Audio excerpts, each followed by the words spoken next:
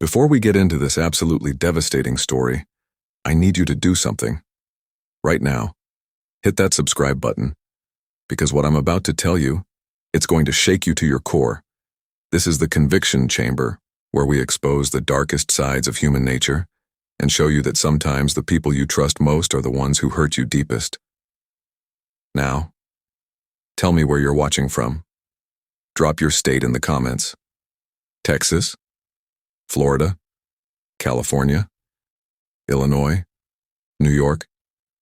I want to know where my conviction chamber family is at today. Comment below and let's connect. Let's dive in. Think about your best friend, the person you've known for years, the person you trust with your deepest secrets, the person who's been there for every major moment of your life, your wedding, the birth of your children, your triumphs and your struggles.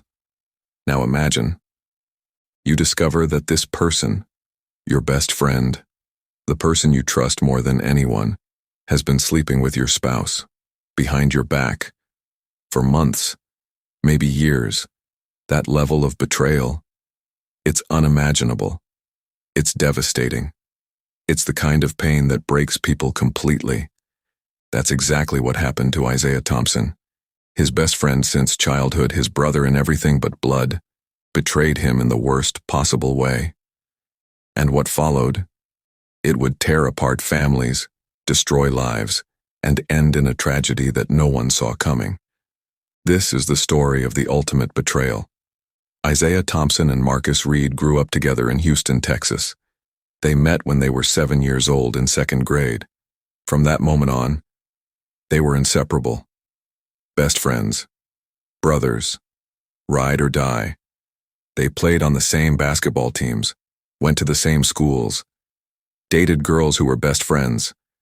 They were at each other's houses so often that their parents joked they should just combine families. When they were 18, Isaiah got a tattoo, a compass on his right forearm with the words True North underneath. Marcus got the matching tattoo, same design, same placement, a symbol of their friendship, their bond, their promise to always have each other's backs. They went to college together, pledged the same fraternity, graduated the same year, started their careers in the same city. They were more than friends. They were family. And then, Isaiah met Simone. Simone Carter was 23 years old, working as a nurse at a hospital in Houston. She was beautiful, intelligent, caring. She had a small butterfly tattoo on her ankle and delicate script on her shoulder blade that read, Strength. Isaiah met her when he came into the emergency room with a broken wrist after a pickup basketball game. Simone treated him, and they spent the entire time talking, laughing, connecting. Isaiah asked her out before he even left the hospital. Simone said yes. Their relationship moved fast. Within 6 months, they were living together. Within a year, Isaiah proposed. And Marcus was right there, best man at the wedding, giving a toast about how lucky Isaiah was to find his soulmate. Marcus seemed genuinely happy for them. He and Simone got along great. She'd joked that she now had 2 best friends, Isaiah and Marcus. The 3 of them would hang out constantly. Game nights, barbecues, holidays. They were a trio. When Isaiah and Simone had their first child, a son named Jordan, Marcus was there at the hospital, holding the baby, taking photos. He became Uncle Marcus, part of the family. Everything seemed perfect. Everyone was happy. Isaiah felt like the luckiest man alive. He had a beautiful wife, a healthy son, and a best friend who was more like a brother. He had no idea that behind his back, everything was falling apart. The affair started in the summer of 2021. Marcus had just gone through a brutal breakup. His girlfriend of 3 years had cheated on him and left him for someone else. He was devastated, heartbroken, lost. Isaiah and Simone were there for him. They let Marcus stay with them for a few weeks while he got back on his feet. Simone would make him meals, talk to him when he couldn't sleep, comfort him when he broke down. Marcus appreciated it. He told Isaiah he didn't know what he'd do without them, without his family. But somewhere during those weeks, something shifted. Marcus started looking at Simone differently, noticing things he'd never noticed before. The way she laughed, the way she moved, the way she cared for him. And Simone, she was lonely. Isaiah worked long hours as an accountant. Tax season kept him at the office until 9 or 10 every night. When he came home, he was exhausted. He'd eat dinner, spend a few minutes with Jordan, and fall asleep on the couch. Simone felt invisible, unappreciated. She loved Isaiah, but she missed feeling desired, feeling seen. Marcus saw her. Marcus paid attention to her. Marcus made her feel alive in a way she hadn't felt in years. One night after Isaiah had fallen asleep, Simone and Marcus were sitting on the back porch, talking. And then Marcus kissed her. Simone should have stopped it, should have pushed him away, should have told Isaiah immediately, but she didn't. She kissed him back, and that was the beginning of the end. For the next year and a half, Marcus and Simone carried on a secret affair. They were careful, strategic. They'd meet when Isaiah was at work, when he was traveling for business, when he was too busy to notice.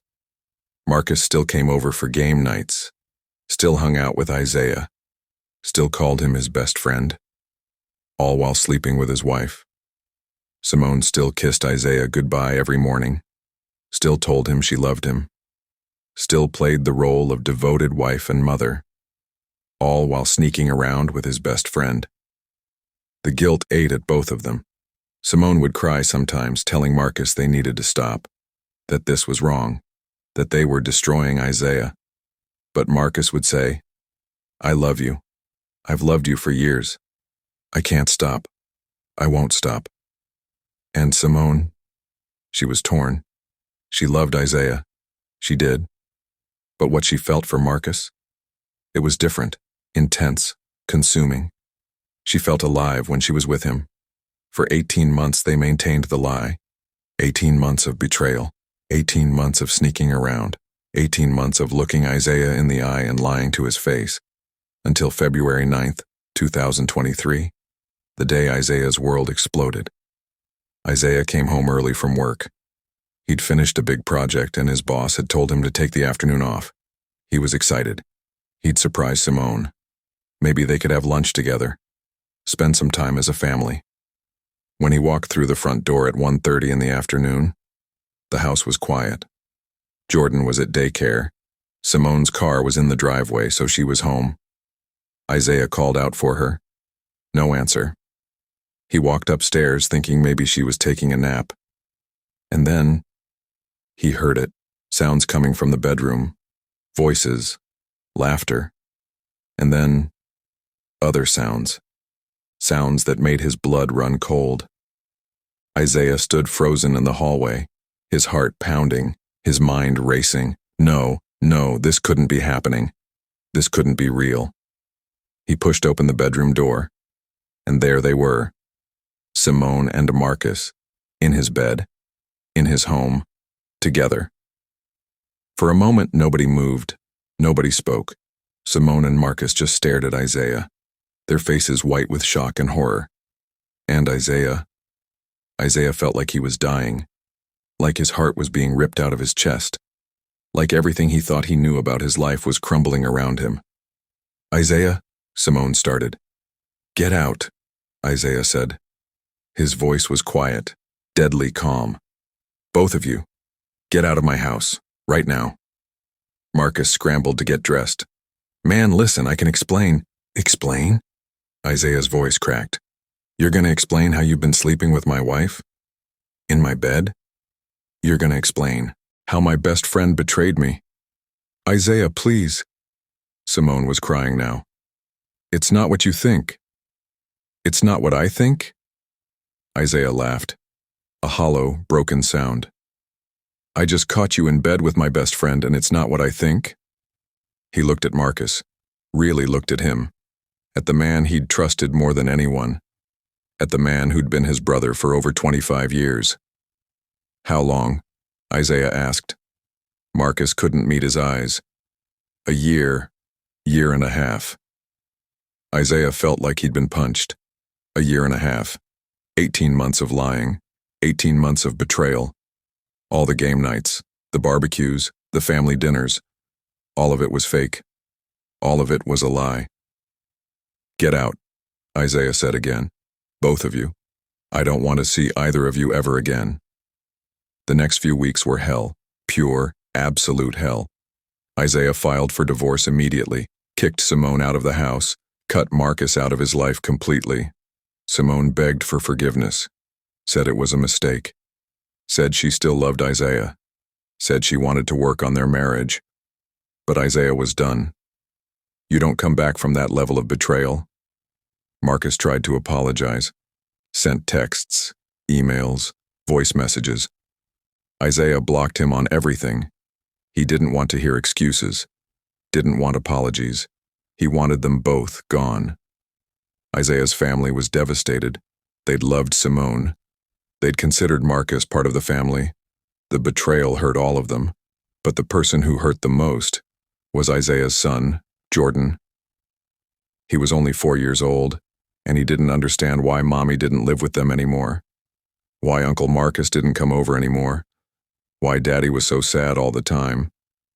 Isaiah tried to be strong for his son, tried to hold it together, but inside, he was falling apart. The two people he'd loved most in the world had destroyed him, and he didn't know how to recover from that. Meanwhile, Marcus and Simone started a relationship, officially. They moved in together, tried to build something real out of the wreckage of what they destroyed. But guilt is a heavy burden, and neither of them could escape it. Marcus couldn't sleep, couldn't eat. He'd lost his best friend, his brother. And for what? For an affair that now felt hollow and wrong. He started drinking, heavily. Every night he'd sit alone drinking whiskey, thinking about Isaiah, thinking about everything he'd lost, everything he'd destroyed. Simone tried to help him, tried to make it work, but Marcus was spiraling, and deep down, Simone was miserable too. She'd left her husband, lost her family, damaged her son. For what? For a relationship built on lies and betrayal? She missed Isaiah, missed her life, missed her son, who she only saw on weekends now because Isaiah had primary custody. The relationship between Marcus and Simone, it was toxic, built on guilt and regret and pain. They fought constantly, about Isaiah, about what they'd done, about whether it had been worth it. Spoiler alert, it wasn't. By August of 2023, they were barely speaking. Living in the same apartment but existing in different worlds, both drowning in guilt, both realizing they'd made a catastrophic mistake. And then, on August 15th, 2023, everything came to a head. Marcus had been drinking all day. It was a Tuesday. He'd called in sick to work. Sat in the apartment drinking, staring at old photos of him and Isaiah on his phone. Photos from college, from their 20s, from Isaiah's wedding, where Marcus had stood next to him as his best man. He'd ruined everything, destroyed the most important relationship in his life. And for what? Simone came home from work around 6 p.m. She walked in and saw Marcus on the couch, surrounded by empty bottles, looking like a ghost of himself. "Marcus, you need to stop drinking," she said. "Stop drinking?" Marcus laughed bitterly. "Why? What's the point? I destroyed my best friend. I destroyed his family. I destroyed everything." "You didn't do it alone," Simone said quietly. "No, but I started it. I kissed you first. I pursued you. This is my fault." "Marcus, please, we need to move on. We need to build something new." "I don't want something new," Marcus shouted. "I want my best friend back. I want my life back." He stood up, swaying slightly, drunk, emotional, broken. "I'm going to talk to him," Marcus said. "I'm going to apologize. I'm going to fix this." "Marcus, no. He doesn't want to see you. He's made that clear." "I don't care. He's my brother. I need to fix this." And before Simone could stop him, Marcus grabbed his keys and walked out the door. Marcus drove to Isaiah's house. He shouldn't have been driving. He was drunk, emotional, not thinking clearly. But he didn't care. He needed to see Isaiah, needed to apologize, needed to try to salvage something from the wreckage. He pulled up to Isaiah's house around 7 p.m. Isaiah's car was in the driveway. The lights were on. Jordan's toys were scattered on the front lawn. Marcus walked up to the door and knocked. Once, twice, 3 times. Isaiah opened the door, and when he saw Marcus standing there, his expression hardened. "What are you doing here?" Isaiah said coldly. "I need to talk to you," Marcus said. His words were slurred. His eyes were red. "You're drunk." I know. But please, man, just give me 5 minutes. Let me apologize. Let me explain." "There's nothing to explain," Isaiah said. "You slept with my wife for 1.5 years. You looked me in the eye and lied to me every single day. There's nothing you can say that's going to fix that. I know I messed up. I know I destroyed everything. But you're my brother, Isaiah. You're my family. I can't lose you. You already lost me," Isaiah said. "The moment you betrayed me, you lost me." Marcus started crying, actually crying, standing on Isaiah's porch, tears streaming down his face. "Please," he begged, "please forgive me. I can't live like this. I can't live with what I've done." Isaiah felt nothing, no sympathy, no pity, just cold, hard anger. "That's not my problem," Isaiah said, and he closed the door in Marcus's face. Marcus stood there for a long moment, staring at that closed door, feeling the weight of everything he'd lost crushing him. And then he walked back to his car, got in, and drove away. But he didn't go home. He drove to a bridge on the outskirts of Houston, a bridge he and Isaiah used to visit when they were teenagers, a place where they'd sit and talk about their dreams, their futures, their plans. Marcus parked his car, walked to the middle of the bridge, and looked down at the water below. He thought about his life, about all his mistakes, about all the pain he'd caused, about the fact that he'd destroyed the most important relationship he'd ever had. And then Marcus Reid climbed over the railing and jumped. His body was found the next morning by a jogger. The police ruled it a suicide. They found a note in Marcus's car, just 3 words. "I'm so sorry." When Isaiah heard the news, he didn't know how to feel. Part of him was angry that Marcus took the coward's way out, angry that he'd never get real closure. But part of him was just sad that it had come to this, sad that their friendship, their brotherhood, had ended in such tragedy. Simone was devastated. She blamed herself, blamed Isaiah, blamed everyone. She spiraled into depression, had to take leave from work, struggled to function. Isaiah's family didn't know how to process it. They'd loved Marcus for decades. And now he was gone. Dead, because he couldn't live with what he'd done. The funeral was small. Quiet. Isaiah didn't attend. He couldn't. He was still too angry, too hurt, too broken. But late that night after the funeral, Isaiah drove to that bridge, the place where Marcus had ended his life. And he stood there, looking out at the water, crying for the friend he'd lost. Not just to death, but to betrayal. In the months that followed, Isaiah slowly started to heal. He focused on his son, on building a stable, loving home for Jordan, on moving forward. Simone eventually got help. Therapy, medication. She's trying to rebuild her life to be a better mother to Jordan.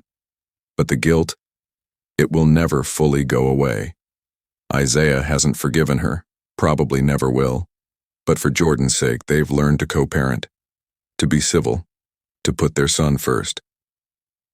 As for Marcus, Isaiah thinks about him sometimes, about their friendship, about all the good times they had before everything fell apart, about how one mistake, one betrayal, one moment of weakness destroyed everything.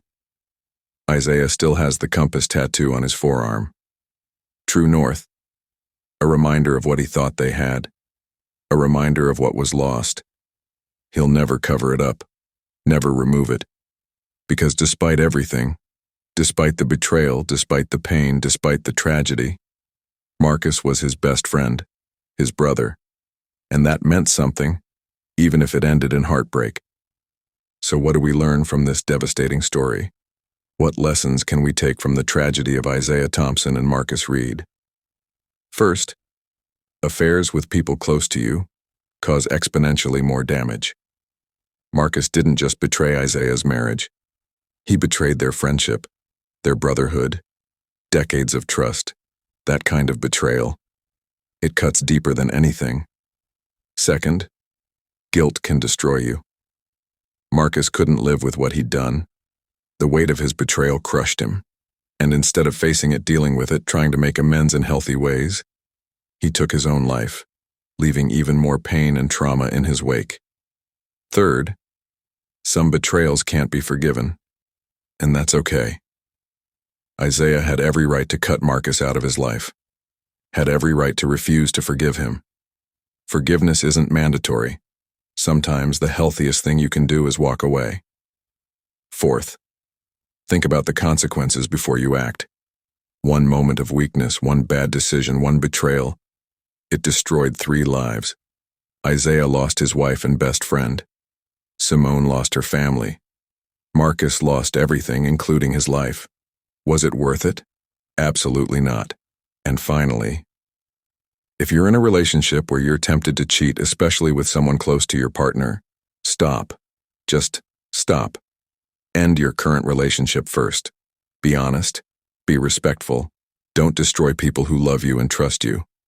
The story of Isaiah, Simone, and Marcus is a reminder that betrayal has consequences. Real, devastating, sometimes permanent consequences. Marcus is dead. Simone is broken. Isaiah is traumatized. Jordan has to grow up without knowing Uncle Marcus, without understanding why his family fell apart. And all of it, could have been prevented. If Marcus had controlled himself, if Simone had been honest, if either of them had thought about the consequences before crossing that line. But they didn't. And now, everyone pays the price. So I want to hear from you. What do you think about this case? Do you think Isaiah should have forgiven Marcus? Do you think Marcus's suicide was inevitable? Do you think Simone deserves a second chance? Comment down below with your thoughts, and don't forget to tell me what state you're watching from. I love connecting with my Conviction Chamber family. If this story moved you, if it reminded you to value loyalty and honesty in your relationships, then hit that like button. Share this video with someone who needs to hear this message. And subscribe to the Conviction Chamber for more powerful true crime stories every week. This has been the Conviction Chamber, where we explore the darkest side of human nature and hope we can learn from the mistakes of others. Until next time, stay loyal, stay honest, and cherish the people who truly have your back.